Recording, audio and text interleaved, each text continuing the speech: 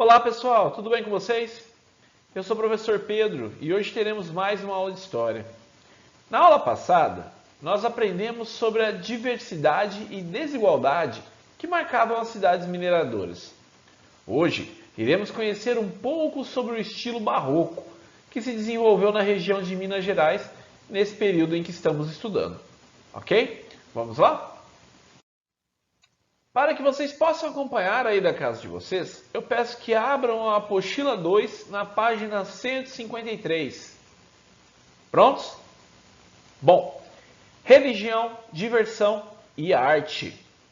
As principais atividades sociais nas cidades mineiras estavam relacionadas à religião. Havia muitas irmandades religiosas que construíam igrejas e capelas e também organizavam festas e procissões. Cada grupo social tinha sua própria irmandade e pouco se relacionava com outros grupos. As pessoas da elite mineradora tinham pouco contato com artesãos e pequenos comerciantes, por exemplo, assim como as pessoas livres não se relacionavam com escravizados. As irmandades das pessoas mais pobres construíam igrejas mais simples e organizavam atividades de assistência social a pessoas doentes e mais necessitadas de seus grupos. Já as irmandades das pessoas mais ricas contratavam arquitetos e artistas de renome para a construção e decoração de suas igrejas. As irmandades mais pobres, mesmo com poucos recursos, também contratavam artistas para decorar o interior de suas igrejas. Aliás, o financiamento dos artistas permitiu que florescesse em Minas Gerais a arte barroca.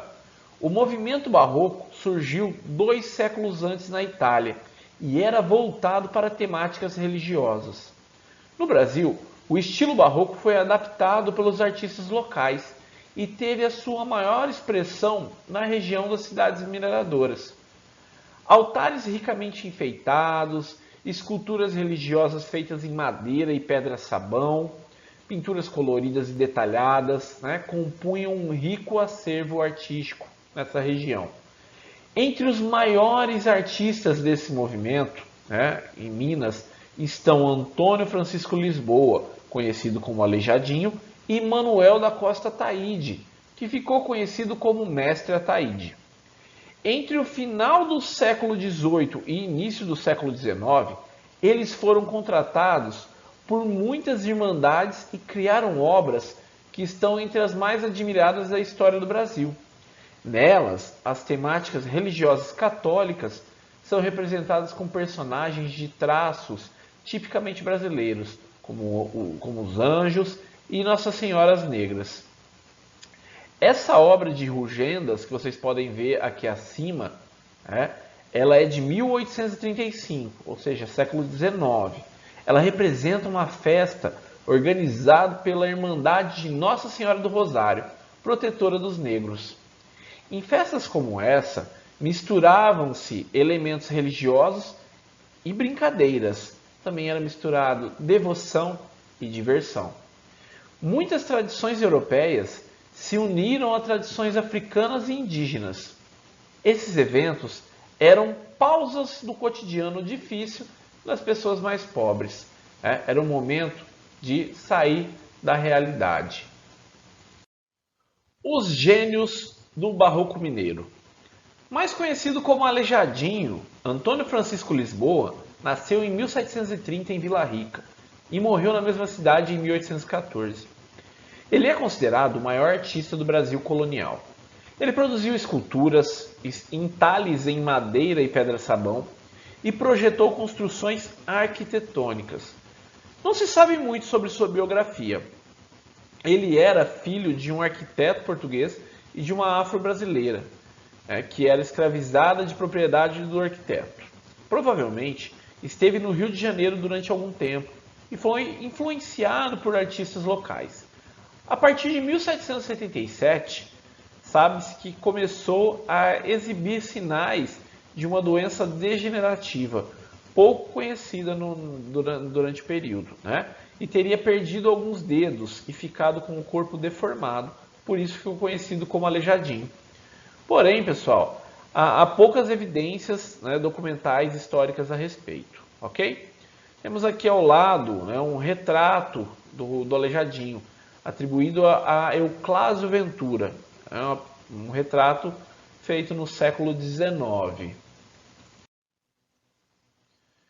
Nesta imagem aqui ao lado, nós temos uma cena bíblica da Via Crucis, formada por estátuas em tamanho natural, entalhadas em madeira de cedro, né, feita por Aleijadinho. A obra fica no município de Congonhas, em Minas Gerais. Né? Percebam então que é uma temática religiosa.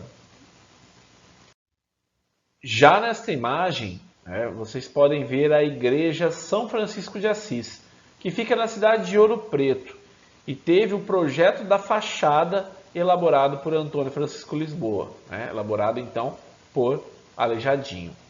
Percebam os detalhes, né, que estão aqui em um zoom. Esses detalhes são detalhes que representam também temas religiosos, ok? Observem os detalhes desse ornamento, né, todo talhado em madeira, que fica no interior da igreja São Francisco de Assis, também feita por Aleijadinho. Né? São esculturas, né, riquíssimas em detalhes. O corpo, as divindades, né? Então é muito reconhecida essa obra de Aleijadinho.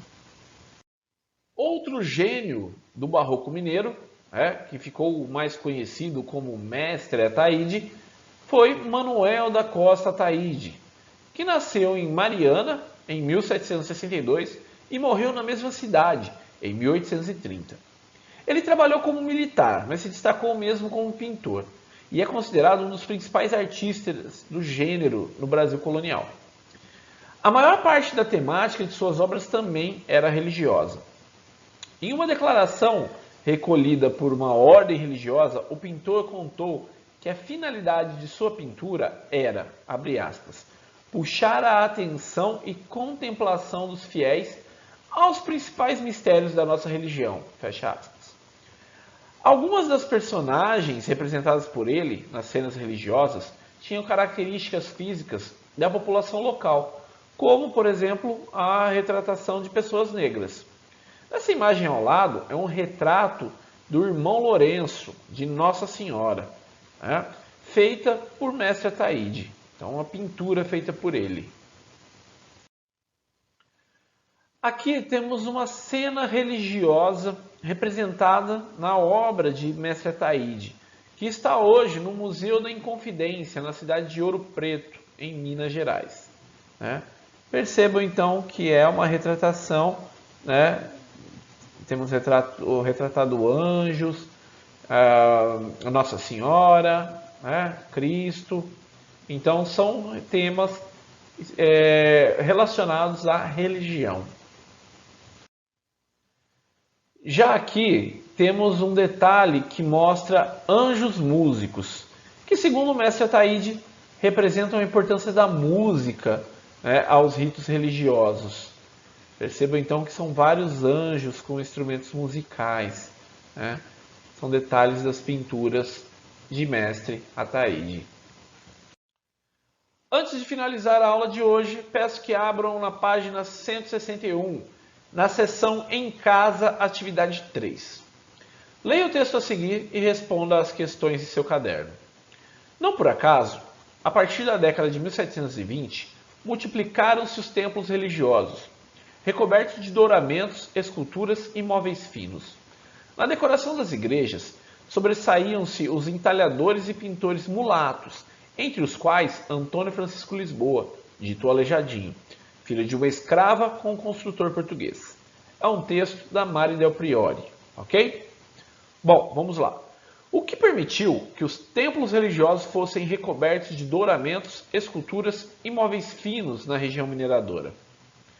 Como aprendemos então na aula de hoje, pessoas que viviam na região mineradora se organizavam em irmandades. As posses que eram adquiridas por essas pessoas da região mineradora, que trabalhavam em atividades diversas, acabavam por alimentar as finanças das irmandades, que por sua vez contratavam artistas para adornar seus templos. Ok? A descrição da autora provavelmente se refere a irmandades ricas, de donos de minas ou comerciantes das regiões, né? E também podemos pensar que em uma região que foi descoberto o ouro, né, acaba encorajando, né, a decoração das igrejas com o ouro encontrado. Ok?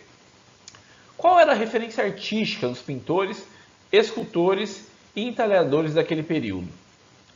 Bom, como aprendemos também, o que acabou estimulando, né, esses artistas foi o barroco, um gênero artístico que se iniciou na Europa 2 séculos antes, né, mas que foi adaptado à região mineradora do Brasil. Ok? Então, essa foi a influência dos artistas da região. C. Na religião, na diversão e na arte, as diferenças sociais desapareciam. Essa afirmativa é verdadeira? Explique. Bom, não, tá? As irmandades que construíam igrejas e organizavam procissões e festas expressavam a desigualdade social, porque cada uma agrupava pessoas de determinadas posições sociais.